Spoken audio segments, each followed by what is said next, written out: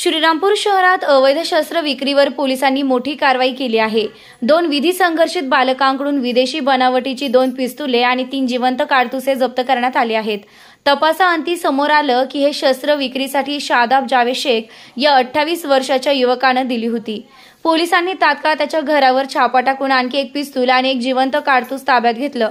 या संपूर्ण कारवाई दरम्यान 2 पिस्तुले, 3 काडतुसे, 3 मोबाईल आणि 1 मोटरसायकल असा मुद्देमाल जप्त करण्यात आला आहे।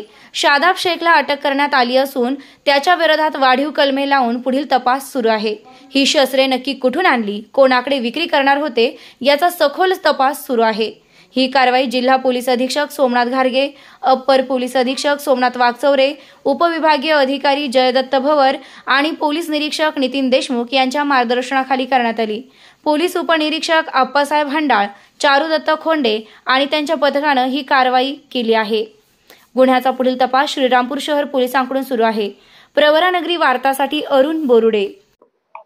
काल रोजी माननीय अप्पर पोलीस अधीक्षक श्री वागचौरे साहेब यांना गोपनीय माहिती प्राप्त झाली होती की गोंदवणी रोड येथील हॉटेल निसर्ग परिसरामध्ये 2 व्यक्ती त्यांच्याकडे दुचाकीवर फिरत असून त्यांच्याकडे गावठी कट्टा आहे म्हणून।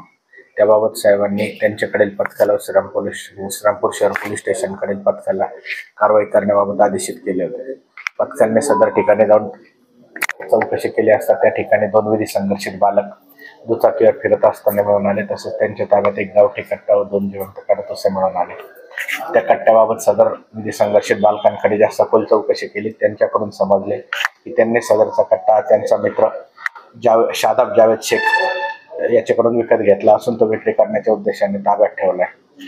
त्यानुसार शादाब जावेद शेख याला ताब्यात घेऊन त्याची झडती घेतली असता त्याच्या ताब्यात सुद्धा 1 गावठी कट्टा मिळून आला आहे। विधी संघर्षित बालकांबाबत बाल न्याय मंडळाकडे पुढील कारवाई करण्यात येत आहे। शादाब जावेद शेख याला ताब्यात घेण्यात आले असून पुढील तपास करण्यात येत आहे।